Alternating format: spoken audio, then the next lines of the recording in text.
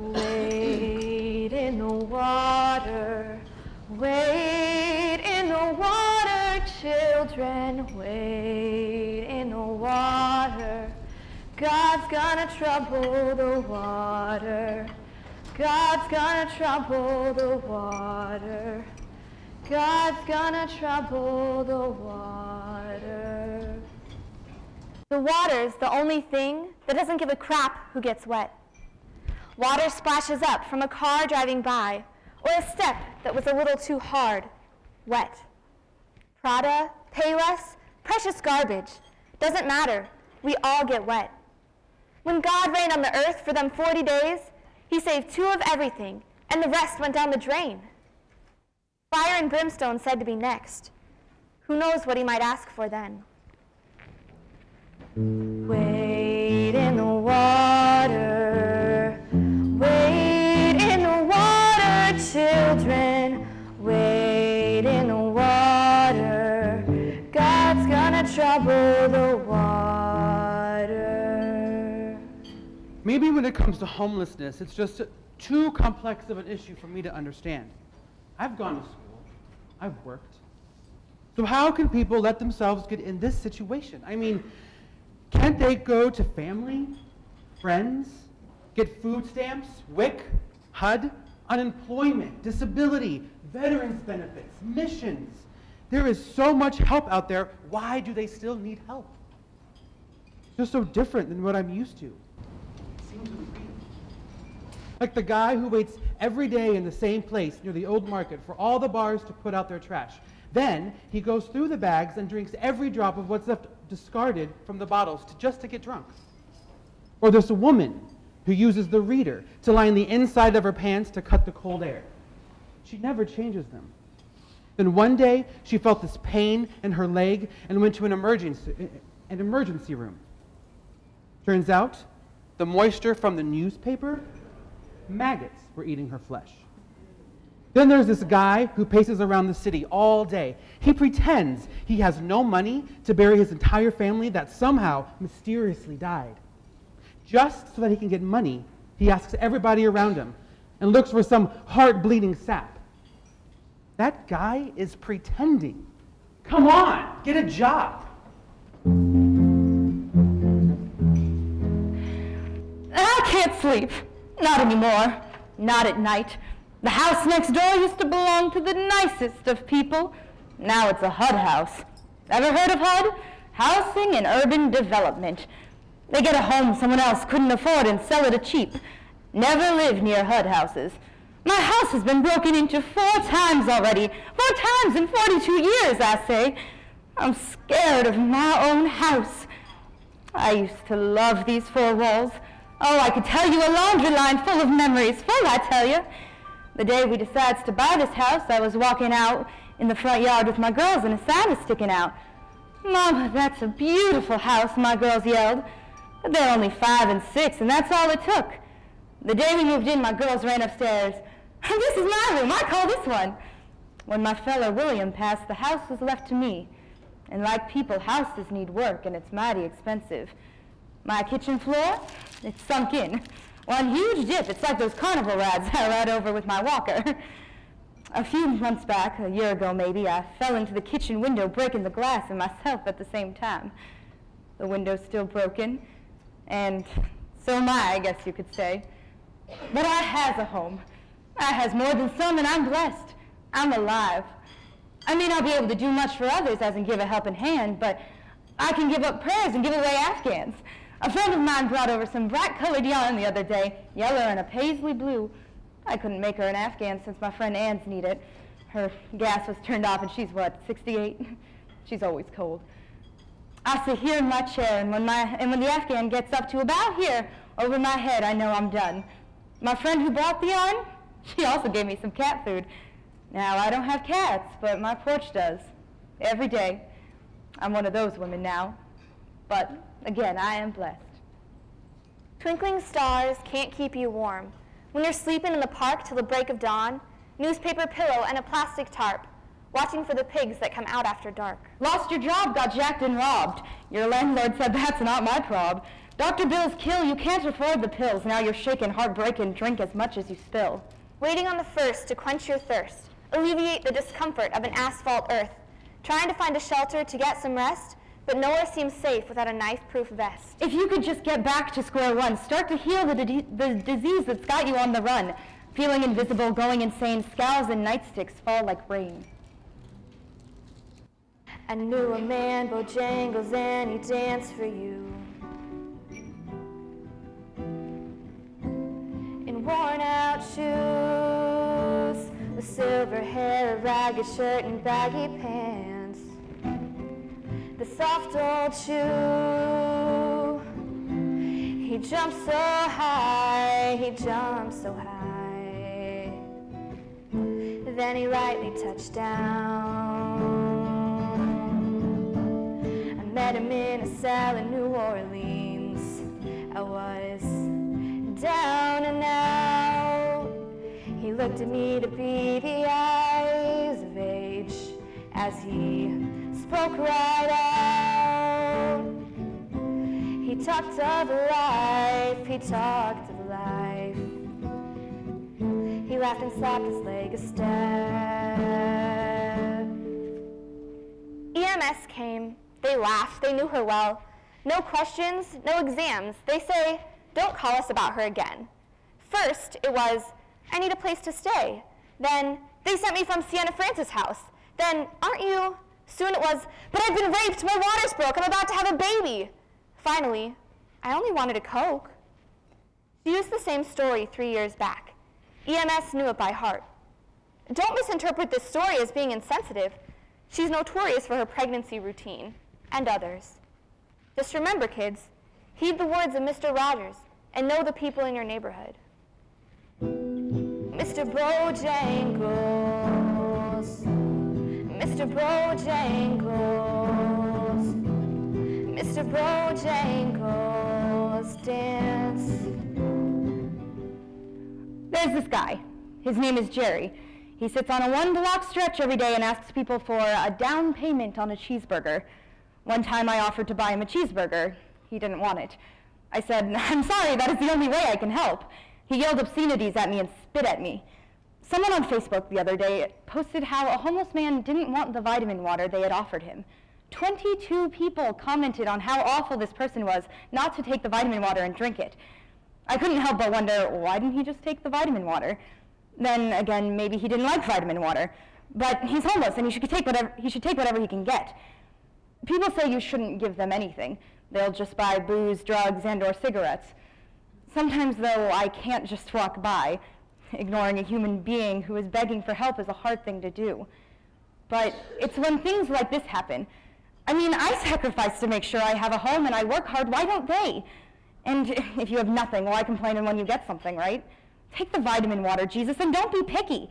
And I'm really sure I know that they need it, but when they act so ungrateful, do they really deserve it? When I was in high school, I saw this film, Superfluous People. I never thought I'd be one of them. I'm scared. Can't imagine.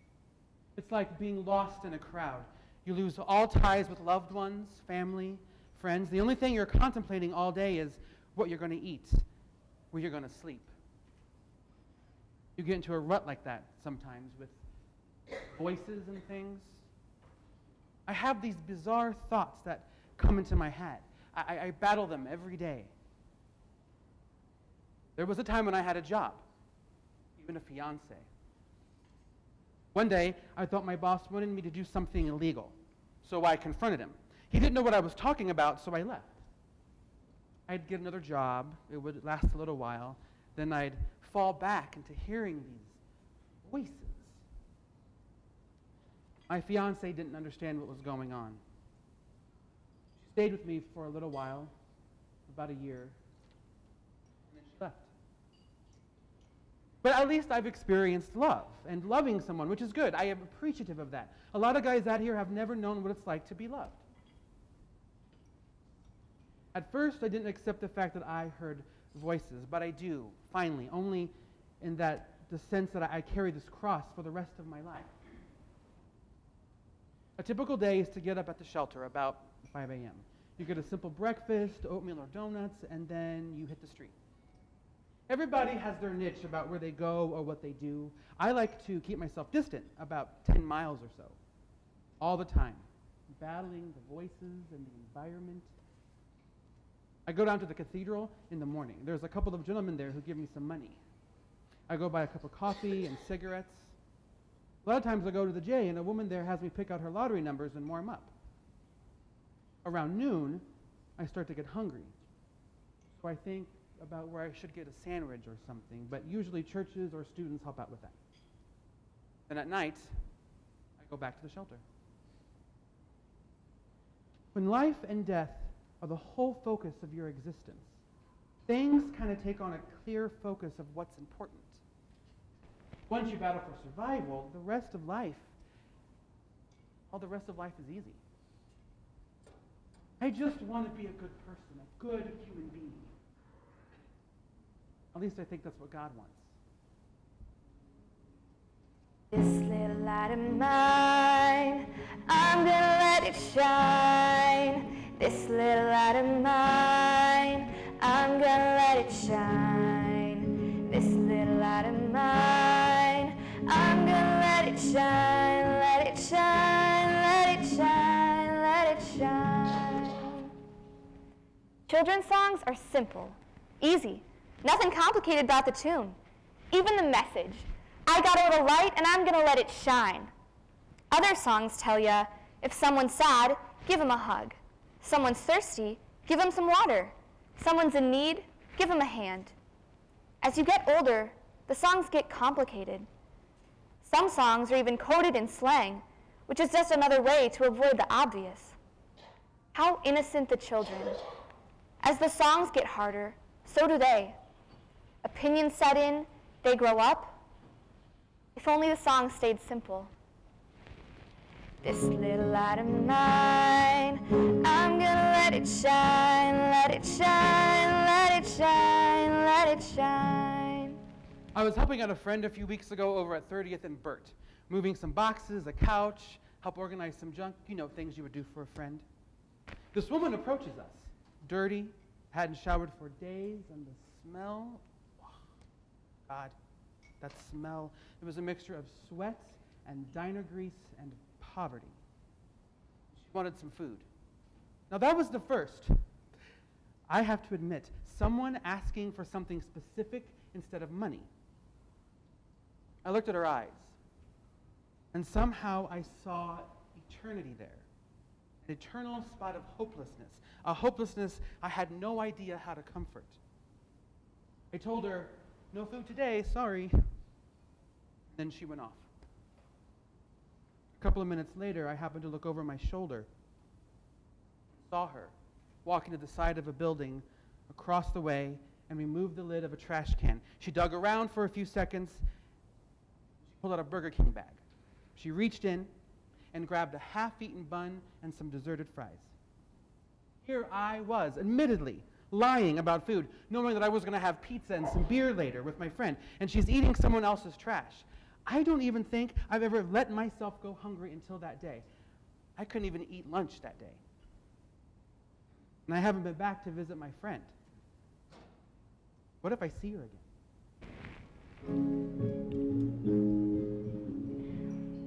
I work at Goodwill. I run the cash register. I never made a whole lot of money because I never really went to school. I had to work to help out the family. My paycheck is about $150 a week. My rent is $250 a month, and I live with my mother. She has cancer. All she can really do is sit in her recliner. Every day I get up, check on my mom, give her medicine, feed her breakfast, make a lunch, and then I go to work. The whole time I'm there, I worry about her, money for medicines, bills, food. But then I just try to make it and not get too upset. It helps if I'm busy. Our home is small, one big room. It's dirty, cold, and we share a bed. But not for long. I got approved for an apartment. My mother's gonna have some place to sleep, someplace warm and nice. And it's cheaper too, now if I could just afford insurance. In the eyes of some, I make too much, but if they could live one day in my shoes, they would understand. It's frustrating when we get help from soup kitchens, local churches, Meals on Wheels, things like that. I thank God every day for the help. It could be worse. There are days where I have to ask for spare change, and I've learned to do it real well. It's just that some people, I was not raised on wealth, but if I would be glad to give it out. It's just change. I would even have a conversation. I can talk. I have stories. I'm not a bum too lazy to work. I work. I wonder how lazy they are. Once I built a railroad, made it run, made it race against time. Once I built a railroad, now it's done. Brother, can you spare a dime? Once I built a tower up to the sun, brick and rivet and lime. Once I built a tower, now it's done. Brother, can you spare a dime? People think I'm crazy. I ain't crazy. If singing makes a person crazy, then we're all crazy. Crazy as bombs, babies having babies, and people spending all kinds of money on some man named Versace. What does he need money for? By the year 2020, we'll all be going crazy.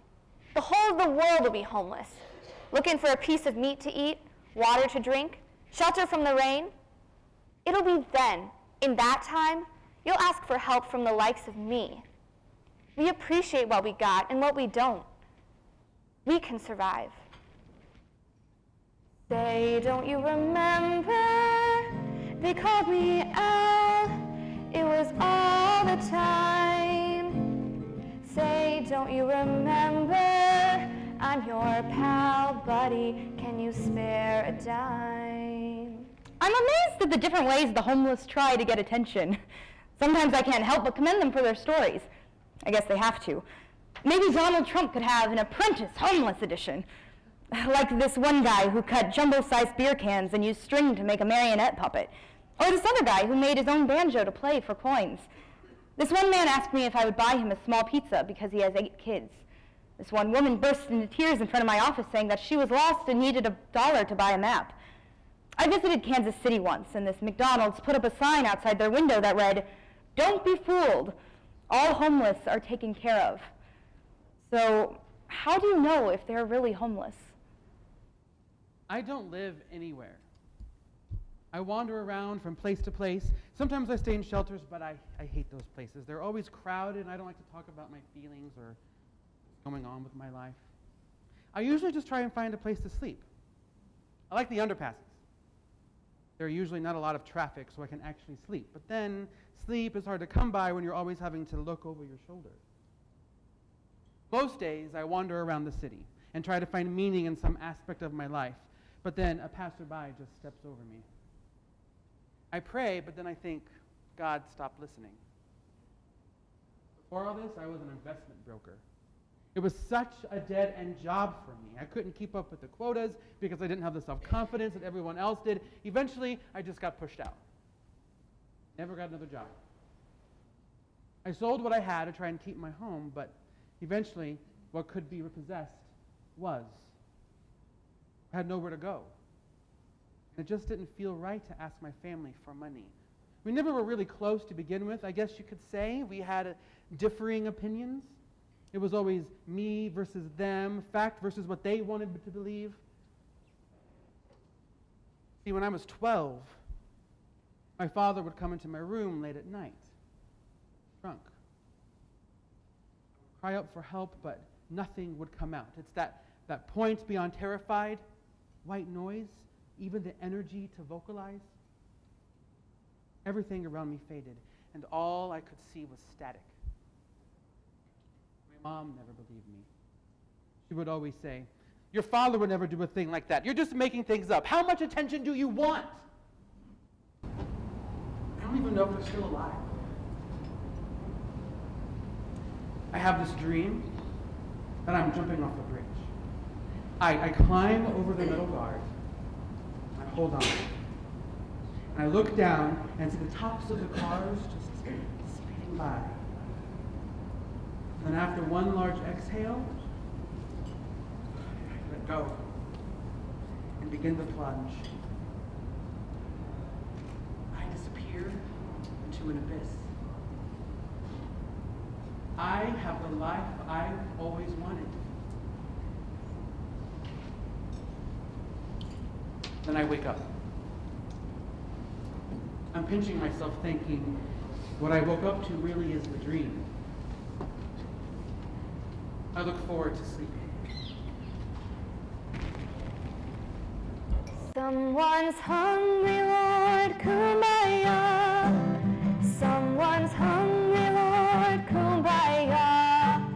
Someone's hungry, Lord, kumbaya. Oh, Lord, kumbaya. Kumbaya means come by here. It originated with the Gullah, an African-American peoples living on the Sea Islands. They lived in isolation for hundreds of years. The Gullah speak a dialect that most talkers of English find unintelligible on first hearing, but it turns out to be thick English with other stuff mixed in. People might thought the Gullahs talked funny, but we owe them. Can you imagine singing, "Oh Lord, come by here"? Maybe if we did, he might actually understand. Someone's lonely, Lord, come by here. Someone's lonely, Lord, come by here. Someone's lonely, Lord, come by here. Oh, Lord, come by here. Good evening, ladies and gentlemen, and welcome to another exciting game of How We Gonna Survive? That's right. Welcome to Fox's new hit reality show where folks just like you battle it out each week to try and guess how the disappearing middle class will pay their bills and survive. I'm your host, Cheesy Condescender. Let's meet today's contestants. From Humboldt, Michigan, the posh and elite suburb of Detroit, we have Barbara Sue. Barbara is a stay-at-home mom with 2.5 children and a wife of an executive at Big Bank USA. So, tell us, Barbara, how do you have a child? Well, Cheesy, we spent $100,000 on fertility drugs, and there you go. Wow, that's a lot. Sure is.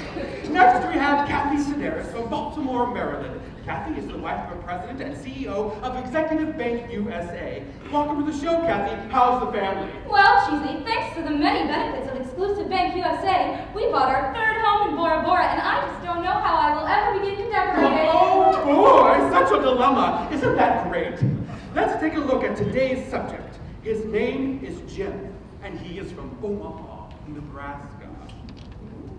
I can see that you're ready to play, so here we go.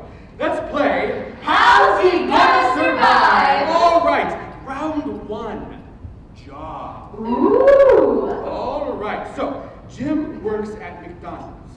What is minimum wage in the state of Nebraska? Barbara Sue. $19. Not quite. $12. No, $7.25. Second question. Jim has a pregnant girlfriend. They decide to get married and have the child. Amen, Cheesy. Amen is right, Barbara Sue. Jim earns a little under $1,160 a month. What is the average rent for one-bedroom apartment in Omaha? $2,500. No. $200? All incorrect answers again. The answer is $692. Question 3. We like to call this question, Let's do the math. Here we go. In Omaha, Nebraska, the average cost per month Jim is responsible for: state and local deductions, rent, utilities, internet, car payment, car insurance, gas, food, child care, clothing, and there could be other debts, including the cost of a little bit of entertainment, because everyone who works hard deserves a little break. Yet, and Jim has to apply for insurance with Obamacare. With an annual salary of $13,920, can Jim support his family on minimum wage? Of course, as long as he's not lazy. We live comfortably on one salary. The answer is not even close. Jim accumulates an annual debt of $22,661.76. The Army is always looking for recruits. There he can get structure, discipline, money for college, and training in assault weapons that he can take into the workplace when his contract is up. Well, hasn't this been fun? Next time, we look at a single mother trying to keep her teenage children in school, adhering to abstinence education, and preparing for college educations that she has no savings for. So join us when we play How We Gonna Survive! Good night, everybody!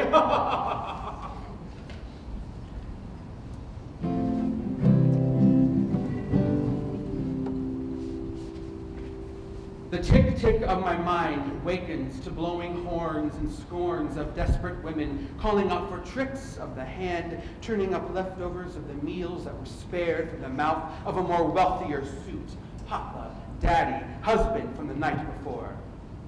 I am homeless. The abode and hearth of my inane fire as I stand near a corner, a shop, a street near you, and I obviously beg, obviously obvious, down to my tatters, my ratted hopes, gritted smile of brown teeth. Then you reach down in your purse pocket wallet, skipping around those rosy greens ATM, fresh historical presidents of our American revolutionary democracy, numbered and counted, worth more than what I got, and I look in to the pain of my own eyes, ignoring the person, seeing the bothersome. Get a job, please, because lazy you are, because I ain't you in your fancies, but thank God for giving alms. You're headed to heaven. Amen. Don't. Doing the right thing, and that thing, it ain't me, is it? And you knees who believe on Sunday, pray to the man who frees my spirit. I am blessed. Look up. Look up. He's watching. You lie to your God that you praise, action, distraction as you avoid my coming, hesitation toward this nation of poor, and deprive us, me, them, of you, the human, so very selfish, so annoying, not knowing that you is the Christ. You is the Pope Francis of Hope, to free the child of starvation, from annihilation, from hunger pain that makes even the adults insane, and can make the bedroom sheet streets easier to relax on. Tonight, without that bread, food, even without that crack pipe, because I'd be clean, because you see, I got a BA, MBA, PhD, ABC, and that ain't feeding me. Academic paper couldn't fill me, so I am homeless. It's not cool to be high on hunger, pain, when I have so much more than you give credit for. But you fight to withdraw from my approach, the voice, choice, like stylish, like noise. But you see, you was raised with morals on a silver platter, handed to you safely away from harm. And you, now, with your sad face, foreseeing me on your flat screen TV, when honestly, you have every reason to be glad. But I am homeless. So you see, I have every right to be MAD. Hush, little baby, don't you cry. I'm gonna sing you a lullaby. Hush, little baby, don't say a word. I'm gonna buy you. I'm gonna buy you. I'm gonna buy you. The world's waking up. The world had a bad dream. A tidal wave of despair breached the levee of life. Oh, you see them. The news won't let you forget them. But like pink ribbons, red ribbons, yellow rubber bands, they'll expire. The cause was there. The effect only a moment. Nature's wrath brings death. We're not that smart. And the losses will be counted, measured, figured. Open the floodgates and fill my pantries. What was built can be fixed. I'll still be here. Charity dries up, not land. I was walking along Jackson, down by the old market, when I was approached by a man and a woman, Frank and Dolores. They proceed to share their story with me. Both are on disability, one for depression and the other one for losing 2 fingers in an accident. I don't remember which. They live together in a room that costs $400 a month and 2 space heaters to keep it warm.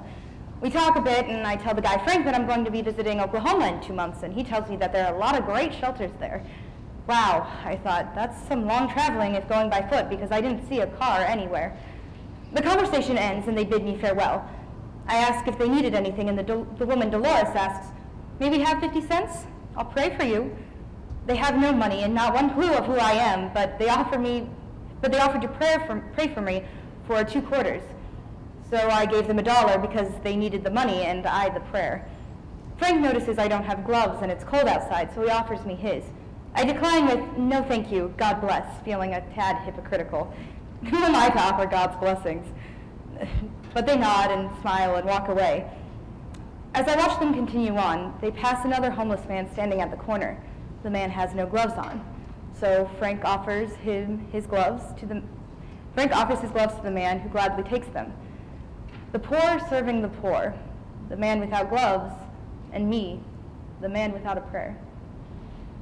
I know a man who thinks he's Jesus. He walks around answering the voices he hears in his head. Well, I know I'm not Jesus, but I listen real hard for the voices I don't hear in my head. I sometimes wonder if the people I'm talking to can hear the voices I don't quite hear in my head. What are they saying? Can you tell me? Voices I can't quite hear in my head? Who thinks he's Jesus telling me what to do? Not like the man in my head who thinks he's Jesus and answers the voices in his head. Can you hear? There's somebody there and they're trying to say something. I can't hear because the phone in my head is ringing so loud. Jesus! Won't you answer the phone and stop the ringing and take a message from the voice I'm not hearing? Jesus sports a tattoo saying, "Born to raise hell." Well, if anyone can, he's the one. He called me on the phone. I said, "The world's getting me down." He said it was fine. War, suffering, sadness were some of the biggest successes.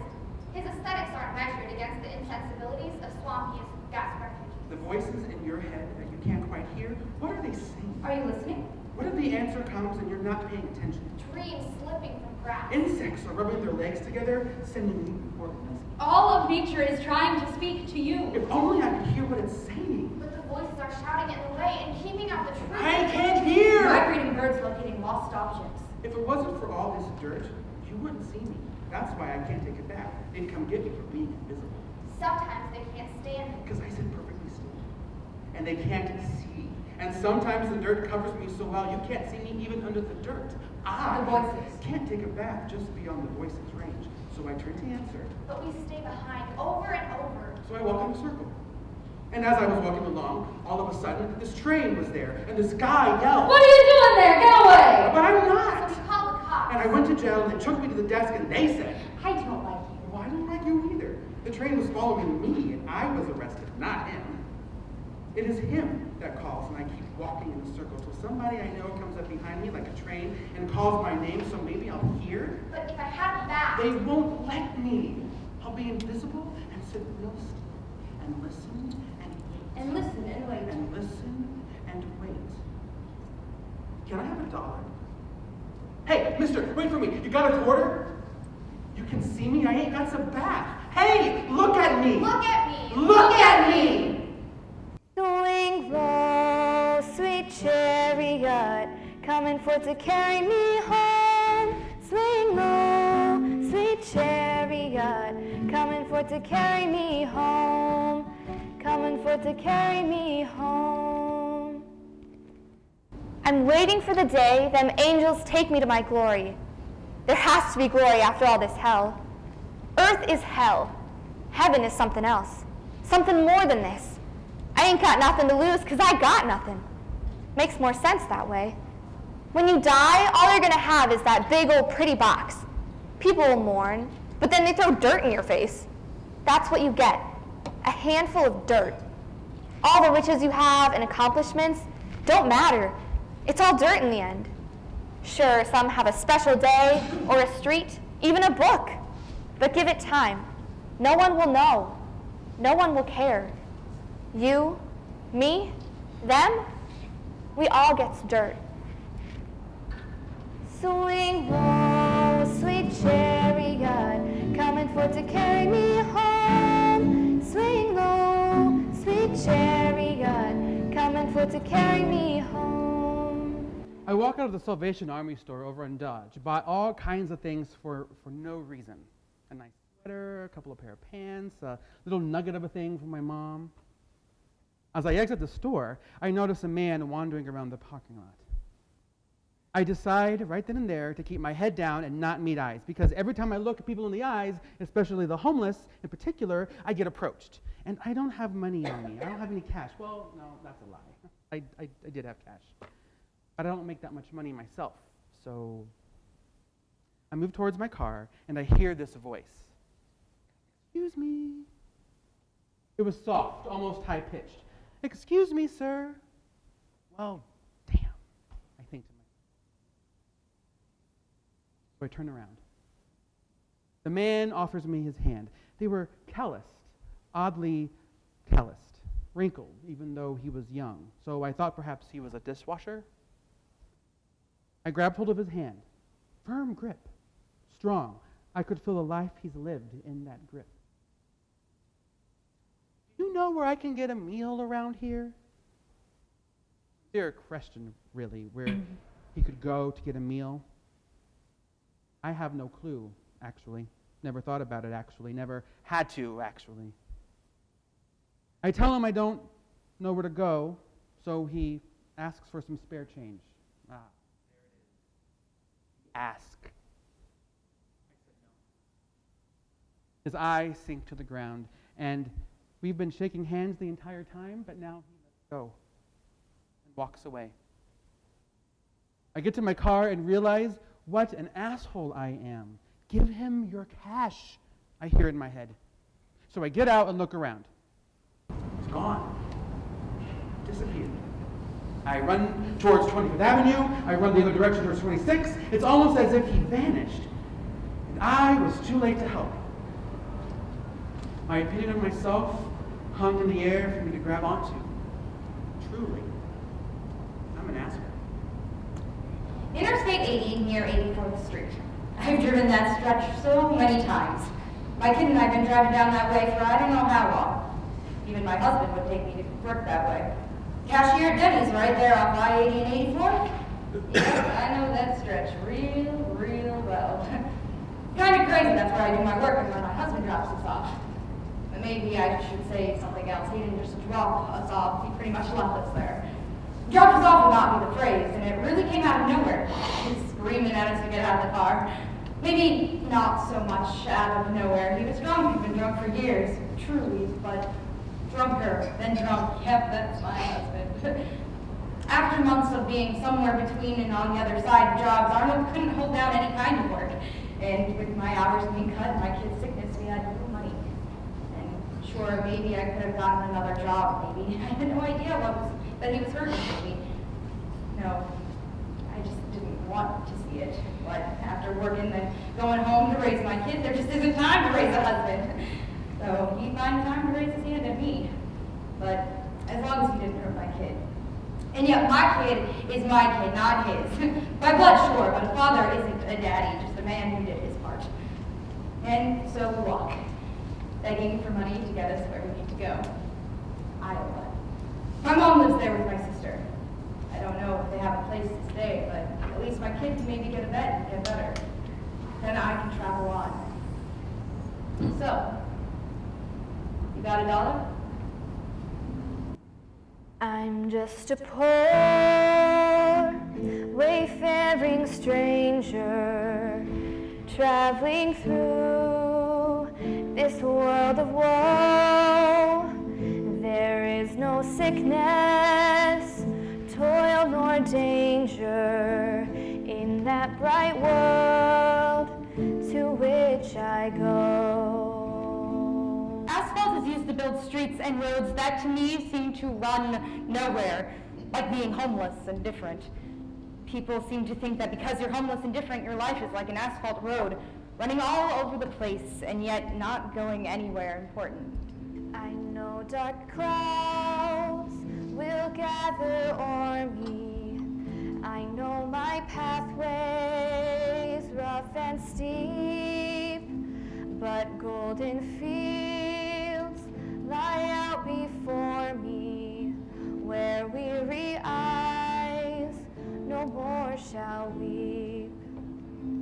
The road is only useful if you need to get somewhere you need to go, whereas the homeless and those who are different, people look at them. They will never make anything of themselves, because if they cared enough, they would have a job and a home of their own. I'll soon be free from every trial. This form will rest beneath the sod.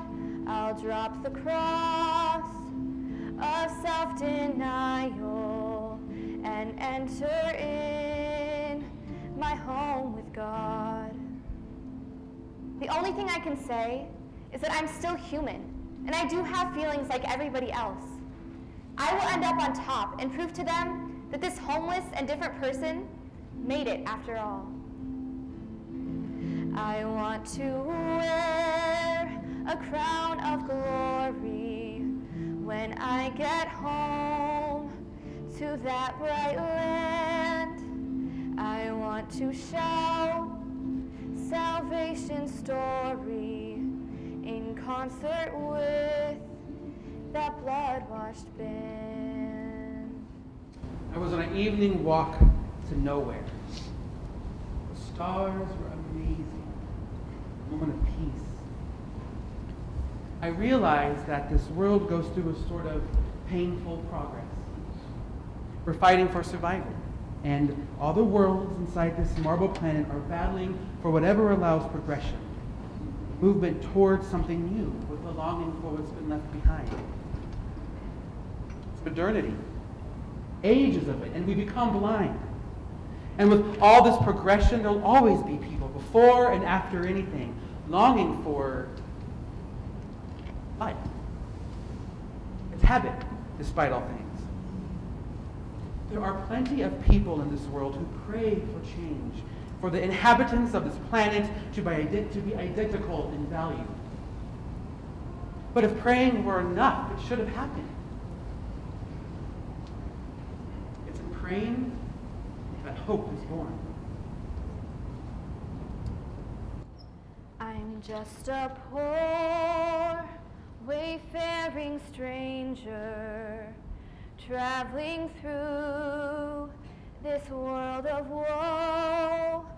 There is no sickness, nor toil, nor danger in that bright world to which I go. I'm just a poor, wayfaring stranger, traveling through this world of woe. There is no sickness, toil, nor danger in that bright world to which I go.